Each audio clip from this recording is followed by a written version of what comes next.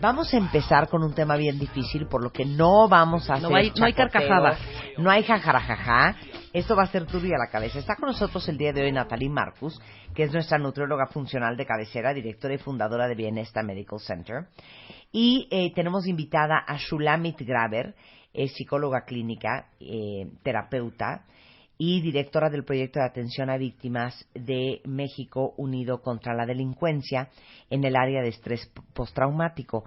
Y Shula tiene una historia, cuentavientes, impresionante, que el día de hoy queremos compartirles, porque sabemos que allá afuera hay muchos de ustedes que han vivido estrés postraumático, que han tenido eventos muy muy fuertes en su vida, y justamente a raíz de lo que vivió Shula decidió dedicarle su vida a ayudar a gente que ha vivido eventos muy fuertes en su vida, eventos traumáticos muy fuertes, a partir de ese momento. Pues bienvenidas a las dos. Gracias, muchachas. Bueno, pues yo trabajaba en un consultorio en Bosques de las Lomas y de repente me encuentro, yo soy Natalie, sí, ya me conocen la voz, sí. Y de repente veo a una psicóloga enfrente de mí porque trabajamos justamente enfrente en el pasillo, la veo medio cansadona, la veo que está como pidiendo informes en mi oficina, la veo rara. Entonces le digo, hola, soy Natalie, ¿te puedo ayudar en algo? Y me dijo, fíjate que vengo a platicar contigo, yo trabajo aquí enfrente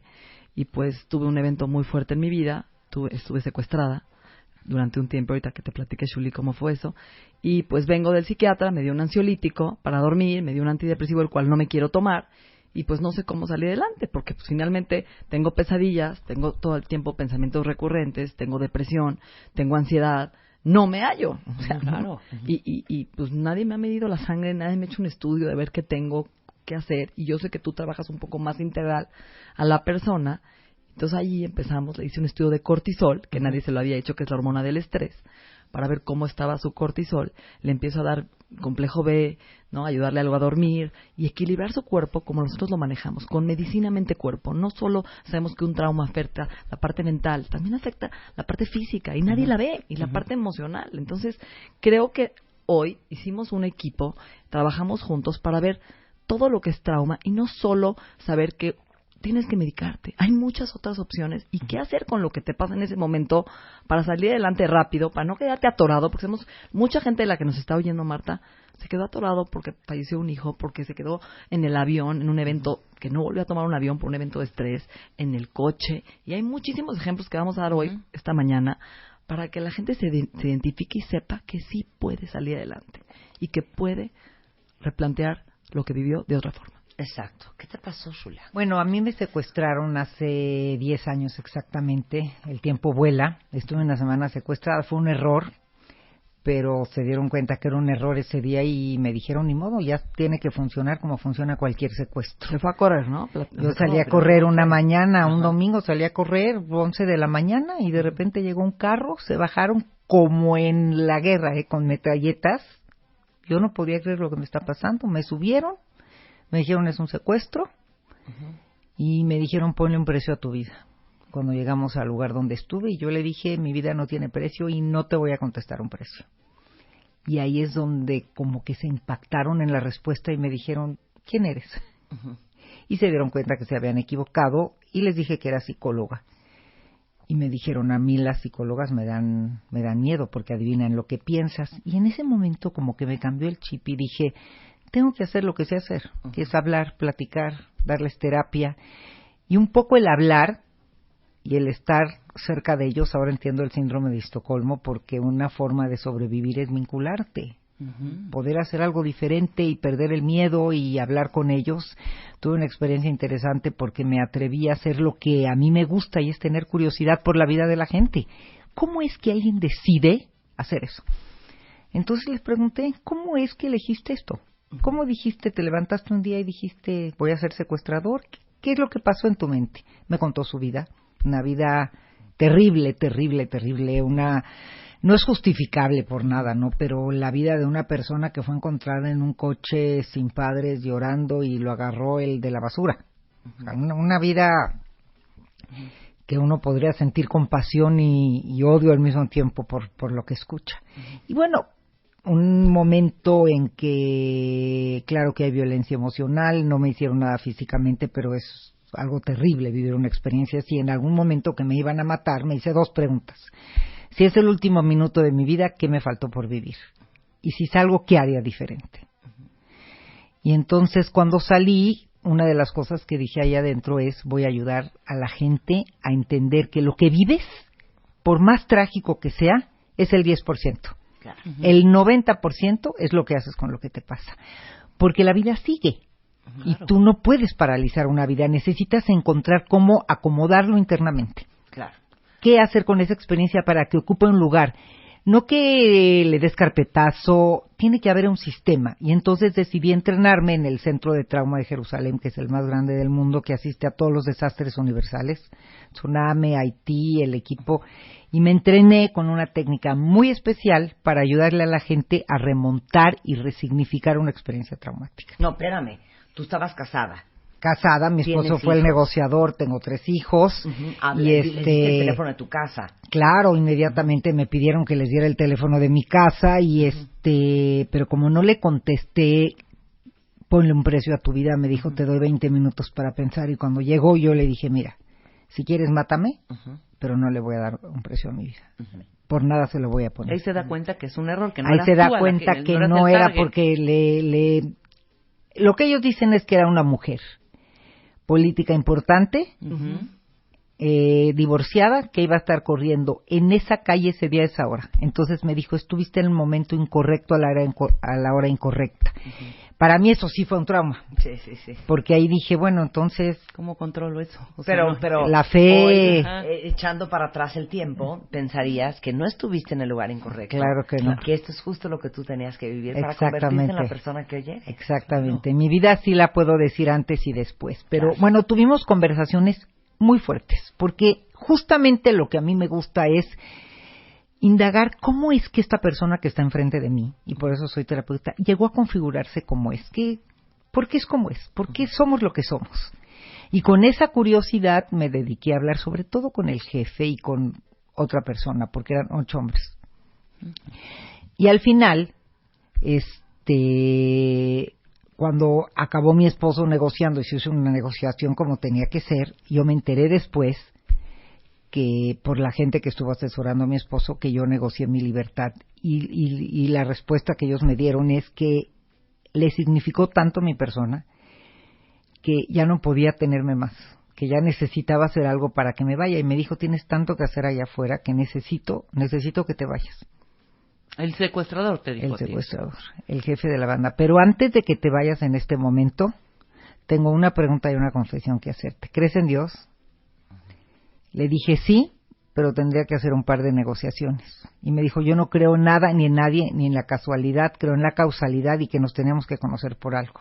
En lo que a ti respecta, seguramente hoy tu compromiso es hacer algo más grande de tu vida y ayudar a más gente. Pero antes de despedirme en lo que a mí respecta, te quiero decir que marcaste mi vida como no lo había hecho nadie y nunca te voy a olvidar. Y ¿sabes qué? Yo lo creo. Yo me bajé llorando del coche, con una confusión de emociones, porque sí siento que hablamos de cosas muy importantes. Le dije, enamórate, deja esto. Le di teléfonos de institutos para rehabilitarse que me sabía de memoria, donde hice mi maestría. Le di el teléfono a 2 clínicas. Y finalmente no creo que haya hecho nada, pero yo sí entendí que vincularte es una forma de sobrevivir. Y por eso ahora entiendo el síndrome de Estocolmo. El síndrome de Estocolmo es este apego, esta vinculación que uno tiene con su secuestrador o con tu perpetrador, que muchos dicen que es una cosa totalmente enferma y perversa, pero desde el punto de vista humano tiene que suceder. Te das cuenta, y qué fuerte, que si tienes el corazón abierto, si eres una persona trabajada, por supuesto que te puedes vincular con quien sea. Con quien sea. Y ¿sabes qué? Desde la misma curiosidad de cómo es que la persona está en donde está aquí. Claro. Y cuando llegó y le quitaron sus lentes y le guardaron su chamarra. ¿no? Mi ¿cómo se llamaba? Lo que oías música en el iPod. El iPod. Antes de irnos, cuando me dijo que ya acabó todo, le dije, oye, ¿y me puedes regresar mi celular, mi iPod? Me dijo, por supuesto. Aquí somos secuestradores, no ladrones. Ándale. No es cierto. Oye, claro. y te sueltan y me sueltan y me dejaron tirada en un parque y me dijo cuenta hasta 50 y esta sensación de que abrí los, me acuerdo que iba a voltear y dije no, hice todo bien, lo voy a hacer bien hasta el final, literal, sentada en una banca vendada contando 1, 2, hasta 50, me quité la venda, no podía ver bien porque tenía como que la luz me molestaba, me recuerdo que estaba lloviendo, veía el mundo, a la gente, decía la vida sigue, yo quisiera gritar, pero soy uno más del parque, o sea, ¿quién soy? Ya. ¿No? Y bueno, viene toda la segunda parte de ver lo que pasó en casa, cómo estuvieron en casa, llegar, ver a mis hijos, toda la parte legal, bueno, un montón de emociones encontradas, ¿no? Pero salí con la firme convicción de que voy a experimentar yo, trabajar mi experiencia, y fui a terapia con mi esposo y mis hijos y trabajé mi experiencia y tuve mucha asesoría terapéutica y me di cuenta que aunque no agradeces lo que vives y duele vivir momentos en los que tu vida está, un trauma es un momento en el que tu vida está comprometida, por eso se llaman situaciones límites. Uh-huh. Es terrible, pero hay tanto que hacer. Y tenemos en la historia miles de ejemplos de gente que a través de estas cosas ha hecho cosas grandiosas. Entonces, no le vamos a pedir a todo mundo que haga algo grandioso, pero por lo menos que tenga el compromiso de no quedarse en un lugar de víctima. Uh-huh. ¿Saben qué es impresionante la historia de Shuli? Siempre platicamos en este programa, cuentavientes, y siempre decimos que nosotros acá estamos para ayudarlos a ustedes y en la vida todos estamos para apoyarnos y para ayudarnos. Y entre más compartamos nuestras experiencias, nuestros aprendizajes y nuestros andares, nunca sabes quién el día de hoy está escuchando este programa y les estamos enriqueciendo y cambiando la vida. Exacto. Todos. Unos tienen más tolerancia a umbral del dolor que otros, pero todos en algún momento de nuestra vida hemos vivido eventos fuertes. Hace 2-3 semanas que estaba en el foro de Mujeres Poderosas de Forbes, me reencontré con una chava que me dijo que estuvo pensando en suicidarse cuando se dio cuenta que su marido, padre de su único hijo, con quien ella juraba tener una súper buena relación, le estaba siendo infiel. Wow. ¿No? Para ella, eso fue su evento súper traumático. Para alguno de ustedes puede ser la pérdida de un ser querido. Para otros de ustedes puede ser que cuando eran chiquitos sus papás les pegaron. Para otro más es el rechazo de una madre. Para otro más puede ser la despedida de un trabajo.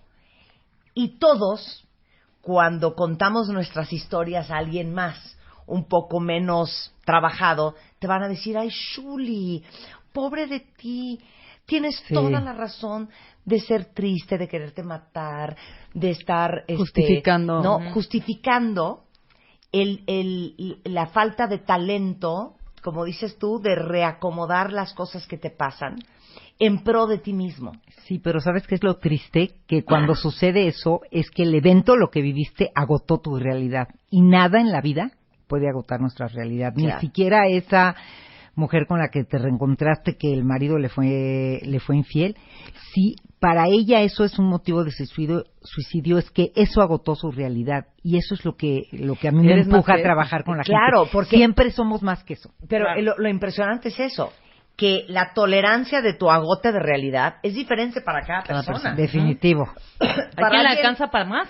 Claro, para alguien que le pintaron el cuerno, bueno, me da exactamente igual. Claro. O sea, yo me mato si se me muere un hijo. ¿Sí me entiendes? Cada quien tiene su propio umbral del dolor. De sufrimiento. Pero el punto a lo que voy es, cuentavientes, que es lo más fácil, y creo que la gente más cercana que todos tenemos, y de repente la más obvia, por ejemplo, pueden ser las mamás, que se divorciaron hace 40 años y que siguen estacionadas en cuando tu papá nos dejó, ya sabes, y que dices, no puede ser, mamá, que sigues instalada en lo que te pasó hace 30 años y de ahí no avanzaste nunca. Sí, y se volvió alcohólica o se volvió depresiva. Ya saben, claro. el marido, el primo, el amigo de...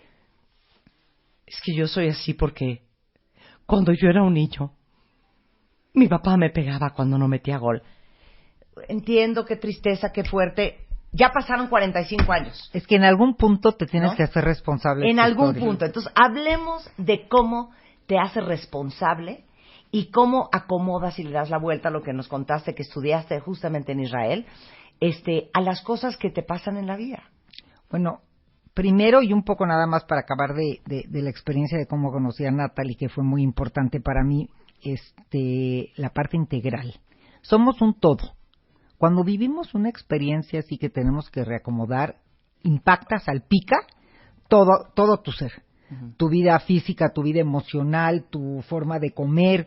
Fue un poco como Natalie y yo empezamos a trabajar, porque ella me empezó a dar suplementos, me empezó a dar cosas que comer, empecé a sentirme mejor, no me mediqué, y bueno, decidí darme a la tarea de trabajar la experiencia. ¿Qué es trabajar una experiencia? Lo primero que hay que hacer es hablar. Hay un mito muy grande alrededor de esto. La gente que vive una cosa fuerte tiene la sensación que los otros ya no lo quieren oír. Uh-huh. Y los otros tienen la sensación que la persona no quiere hablar. Y en momentos fuertes como holocaustos, cosas duras que han pasado en la vida, se ha comprobado que el silencio ha sido mucho peor que la experiencia en sí. Entonces, hay que hablar. Si no quieres ir a terapia, tienes que encontrar un grupo de apoyo con quien puedas hablar.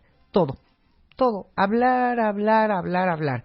Se ha visto que con el simple hecho de hablar la cinta, el cerebro es como una cinta de una película, imagínense. Una vez que se activa, una vez que la desenrollas, no se vuelve a enrollar igual. Uh-huh. Tú mismo escuchas cosas diferentes, aunque no estés en terapia. Entonces, ese sería el primer punto.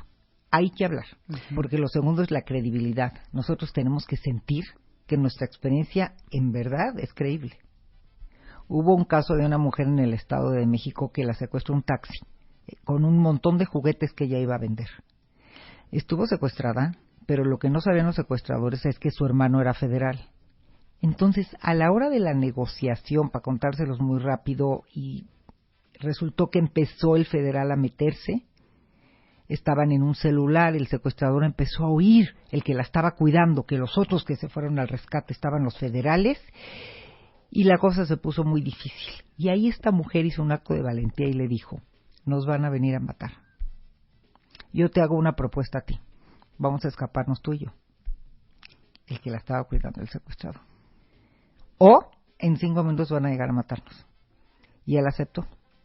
Y los dos se escaparon y nunca se volvieron a ver. Ella se despidió muy conmovida de él porque fue algo muy fuerte. Ahora llega a tu casa y cuenta esa historia. Que nunca sí, te encontraron. Donde estuviste, no hubo que pagar rescate y estás de regreso. Y esa mujer, es una chava muy joven, como de 20 años, llegó devastada a contarme su historia, porque después de un año empezaron los síntomas. Esta es la segunda cosa importante. No siempre inmediatamente después del evento empieza esta como depresión, nostalgia, tristeza. Sucede entre los 4 y 6 meses, más comúnmente. Esta mujer al año se trató de suicidar. 1 año estuvo muy bien, pero la no credibilidad la agotó su cortisol, uh-huh. Que nadie le creía su historia.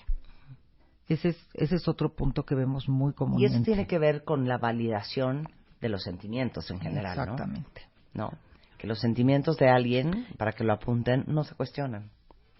No están sujetos a juicio moral. Tú puedes castigar a un hijo por una acción, uh-huh. Pero no puedes castigarlo por la emoción. Esto uh-huh. Que hacen las mamás, lo castigan. No te rías, no llores. No. Lo que él haga con su emoción. Y la parte de que si no se trabaja te alcanza, ¿no? O sea, puedes alcanzarte 1 año después, 2 años después. Cuando no lo trabajas te acaba alcanzando, porque ahí se quedó la huella. Esta es otra cosa para que anoten. No es de tiempo. El tiempo, aquí no aplica de que el tiempo lo cura todo. Uh-huh. El tiempo sí hace que se amortigüe la sensación. Pero si tú te quedas constreñido con la experiencia adentro, te alcanza. Ok, yo me quedo antes del corte con 1. Se tiene que hablar. Lo tienes que hablar. Y después quiero entender cuánto tiempo. Porque luego hay gente que pasaron 35 años y lo siguen hablando, uh-huh. ¿No? Ya sabes. Ahí está. ¿No? Cuando te engolas con tu sufrimiento. El segundo punto es importantísimo recibir credibilidad y validación de lo que viviste y de lo que sientes. Exactamente. Con eso me voy a un corte y regresamos hablando de qué haces ante un trauma y cómo le das la vuelta a cualquier vivencia fuertísima que has tenido con Shulamit Graber y Natalie Marcus. Estamos de regreso en W Radio en una profunda conversación con Shulamit Graber. Tienes a todo el mundo conmocionado en redes sociales. Shulamit nos contó en la primera media hora del programa que estuvo secuestrada y cómo a raíz de ese secuestro decidió entrenarse para aprender a cómo los seres humanos pueden reestructurar su vivencia en pro de algo positivo en su vida. Y cómo darle la vuelta a esa pérdida espantosa, ese momento traumático, ese evento de crisis, y usarlo a su favor. Entonces, antes del corte dijiste dos cosas muy importantes, que es por donde se empieza a trabajar un trauma. Uno, hay que hablar de él, sea con un grupo de apoyo, sea con una red de amigos, sea con un terapeuta.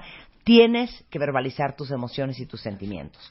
Dos, tienes que sentir de regreso credibilidad y validación de lo que sientes. Nada de que, hija, te digo una cosa, qué exagerada, no es para tanto lo que viviste. O, cero te creo lo que me estás diciendo, a mí me late que estás exagerando un poco. Entonces, recibir validación de tus sentimientos y credibilidad. Algo importante que se me pasó decir y es muy interesante, es que cuando nosotros vivimos una experiencia traumática o cualquier situación límite, nos ponemos en modo sobrevivencia, así como ponen su celular en modo avión, claro. Nosotros estamos en modo sobrevivencia. ¿Qué quiere decir? Que todo nuestro sistema, todo nuestro cuerpo, todo está en alerta máxima para la sobrevivencia.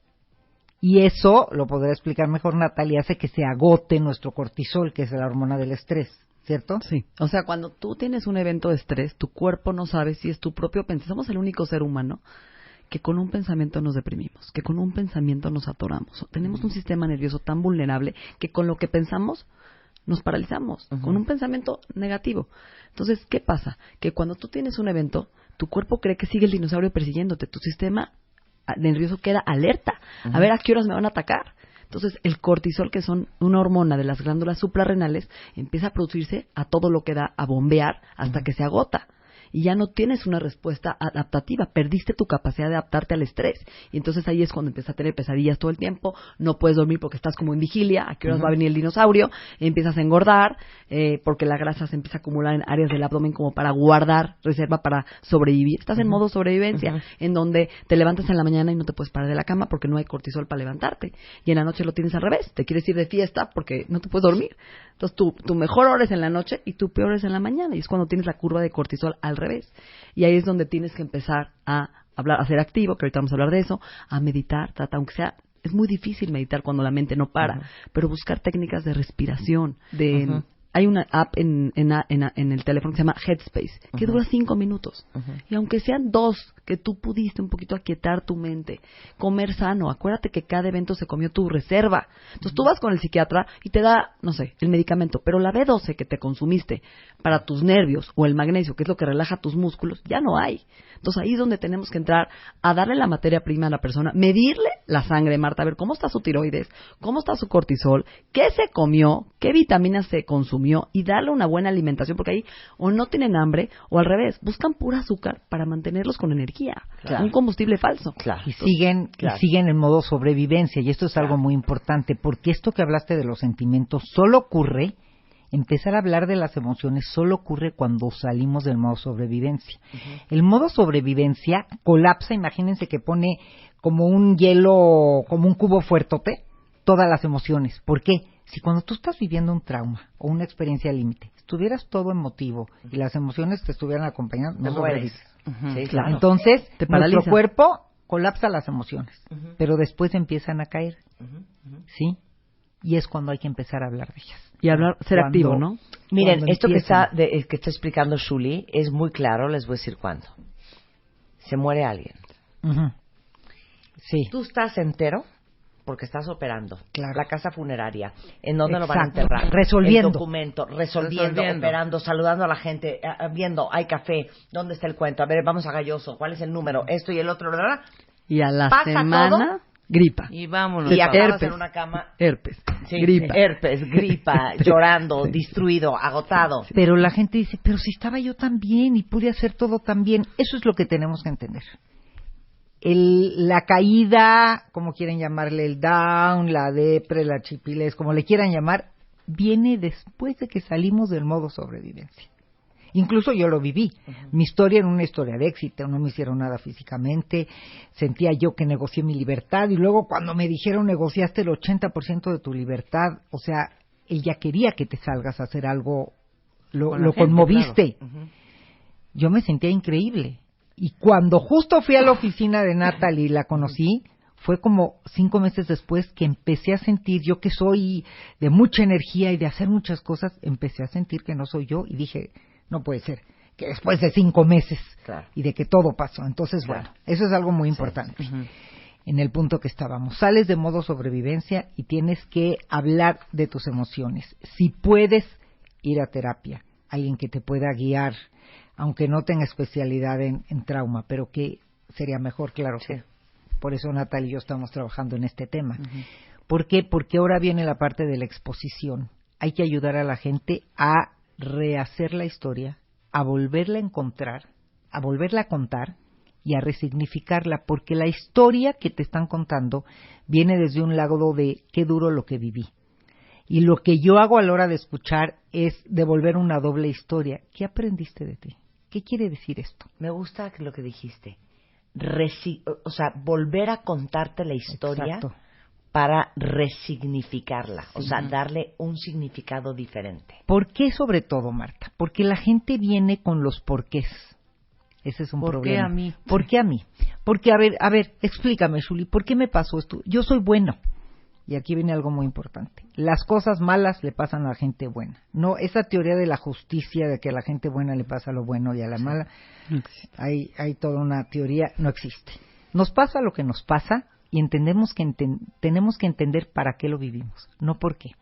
Entonces, algo que yo hago en esta primera fase es ayudarle a la gente a entender si esto ya lo viviste. Uh-huh. No podemos vivir la vida con borradores, o si no existe. Si esto tuviera un para qué, vamos a encontrarle un sentido. ¿Por qué? Porque nosotros nos movemos por sentido.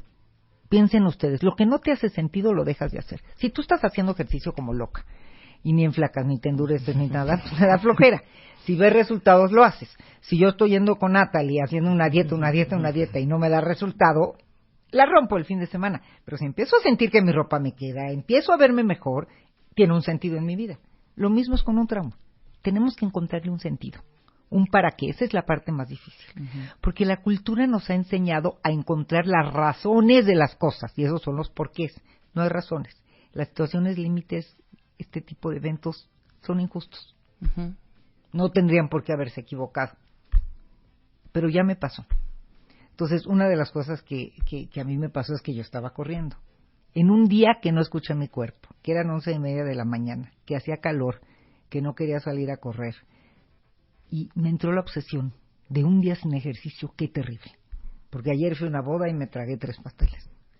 Si yo me hubiera escuchado un poquito, no hubiera salido a correr. Entonces, cuando yo le busqué un para qué, entendí que necesito conectarme mejor conmigo misma y dejar de correr. Como que esta metáfora de vida, correr claro, en la vida, claro, sí. en la vida. Y empecé a encontrarle un para qué y cómo podía yo vivir con la misma energía pero más pausada. Y eso me sirvió mucho. Entonces, algo que yo hago con la gente es matar los porqués y explicarles cómo no nos van a llevar a algún lugar y encontrar un sentido. Cuando la experiencia empieza a encontrar un para qué en tu vida, empieza el periodo de la resignificación.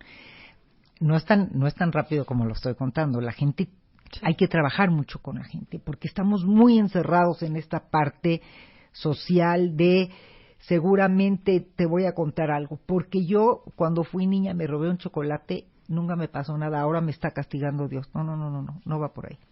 Uh-huh, uh-huh. Entonces encontrarle un sentido, un poco lo que le pasó a Víctor Frank en el hombre en busca de sentido en su libro, ¿no? Sí, tenías que estar acá, ¿por qué? Tenías que vivir esto, ¿para qué? Claro.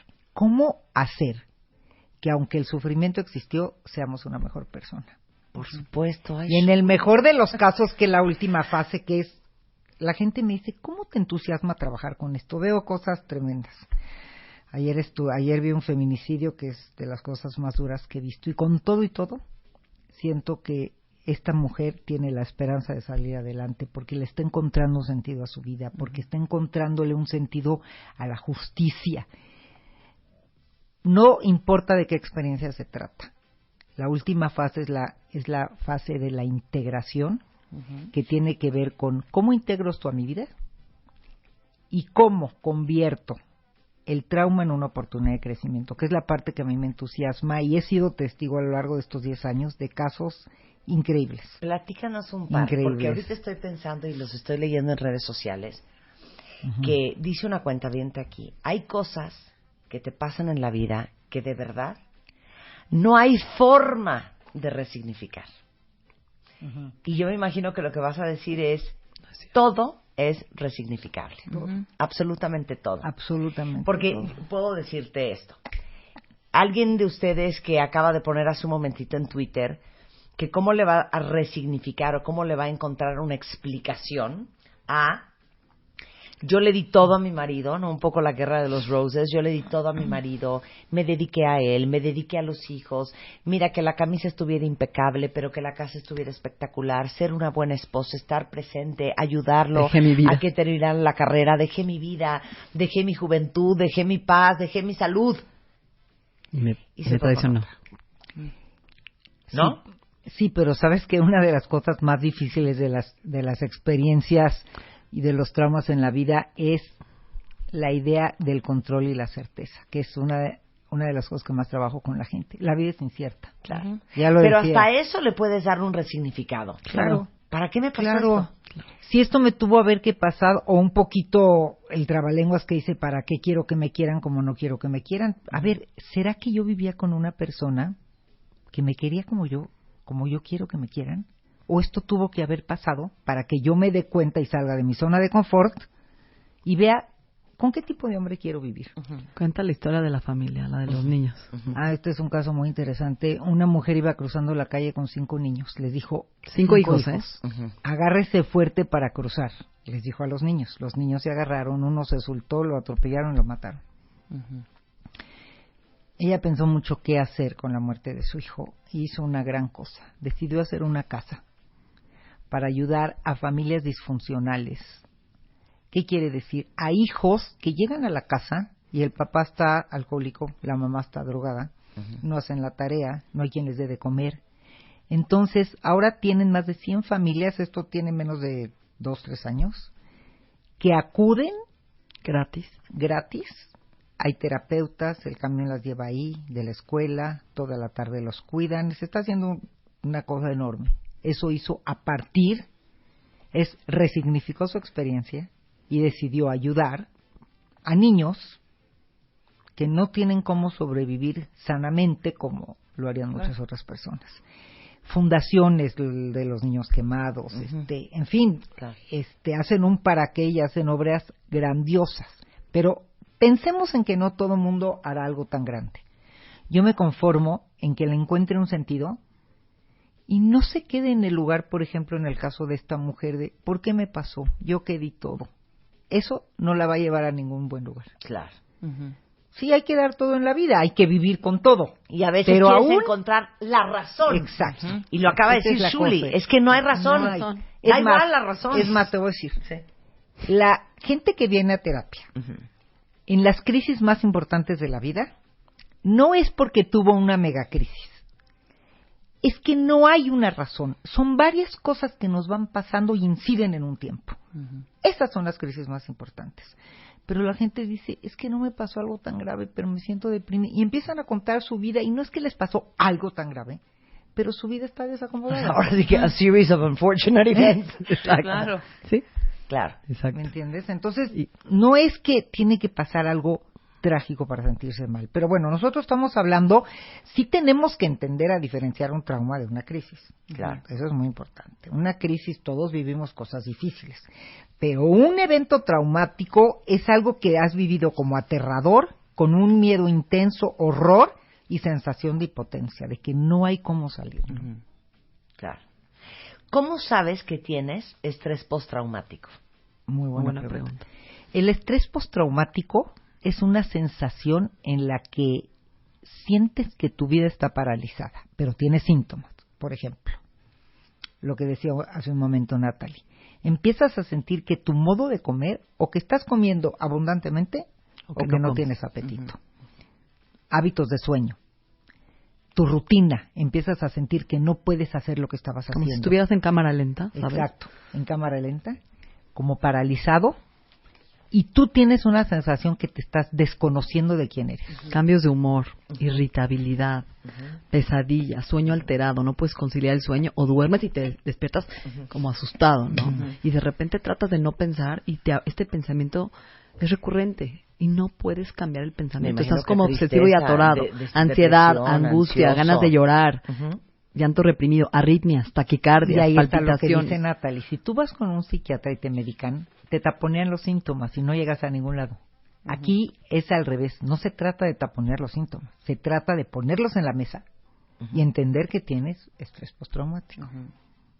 Sí, claro. La mejor, bueno, hemos hablado... Que no estamos en contra de la medicación, claro. vamos. Hay hombres, sí, pero la medicación subir la es una serotonina. parte, pero eso no significa que no tienen que trabajar lo La emocional. gente no quiere hablar del evento, la gente no quiere recordar, viene un pensamiento y se empieza a pelear con él, hace lo opuesto a negar. Y lo que hay que hacer aquí es integrar. Porque el momento que aceptas, esos pensamientos se van a ir.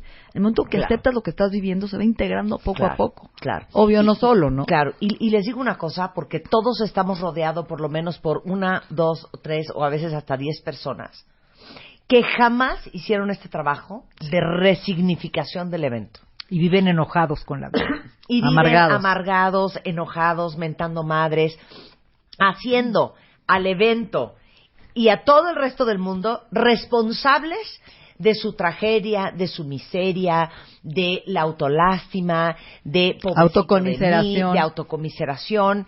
Y les digo una cosa, aquí hemos tenido, en diciembre, tuvimos a 3 o 4 mamás que vinieron a compartir su experiencia después de la pérdida de sus hijos. Y después de ese programa creo que todos nos quedamos locos y trastornados, porque ninguna lloró. Ninguna. Y la actitud de todas, mujeres que han se han trabajado internamente, una fortaleza, que han hecho una fortaleza y una visión de la vida y una actitud que a veces no la tiene alguien que la operaron de la rodilla y no quedó bien. Ya sabes cómo te digo.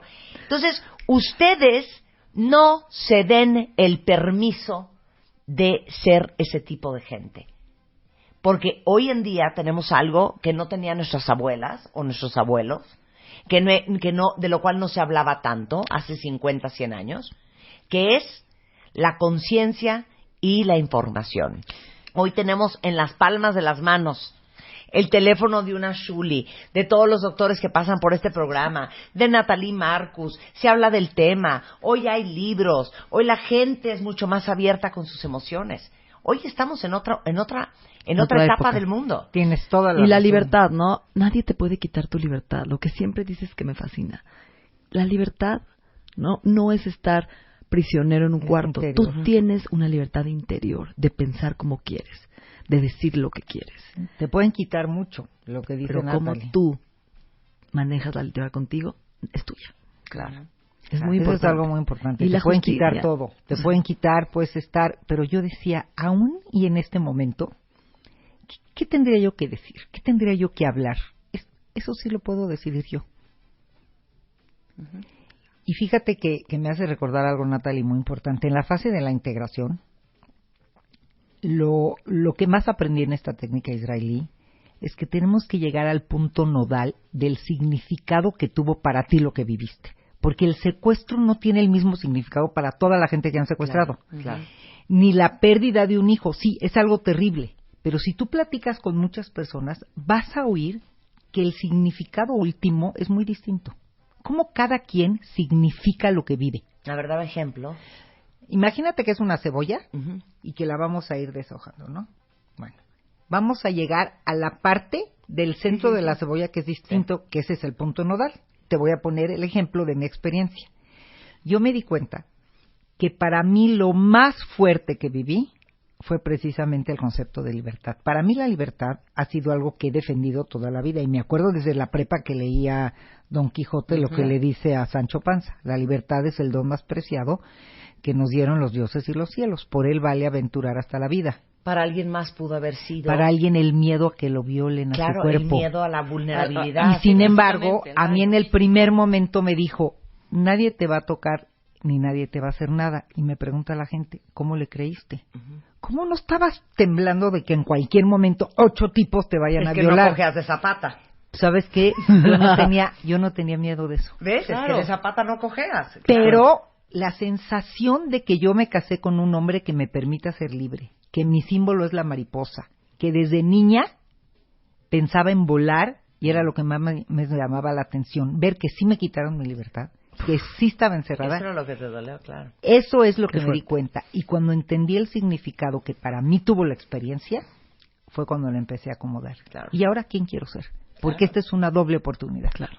¿Qué quiero quitar de mi vida y qué quiero anexar, añadir a mi vida? Y eso Cuando lo aprendí sobrevives con un Natalie. infarto, cuando sobrevives un cáncer, Claro, ¿cómo voy a Claro. vivir la segunda parte de mi vida? claro. Bueno, pues gracias por invitarnos. No, Quiero feliz de que regalarte estén hoy, acá, Marta, claro. te voy a regalar a los cuentavientes 5 libros digitales de alimentación complementaria que acabo de sacar, que es toda la parte de alimentación para niños, cómo amamantar al bebé, qué darle de comer, cómo introducir los alimentos y 5 libros de nuestro estilo de vida. Aquí voy a dejar las claves de Muy cortesía bien, sensacional. para que tú lo Ahorita regales. Lo ponemos por Twitter, Ah. cuentavienten. Métanse, por favor, ID de cuentaviente, ¿ok?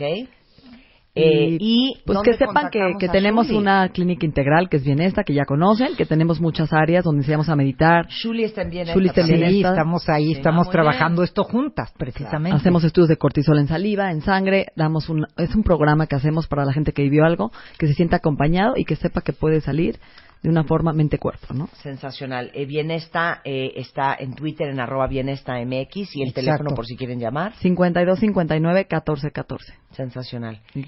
Y mil gracias, Shuli, por compartir. Y acuérdense, cuentavientes, quédense con esto antes del corte.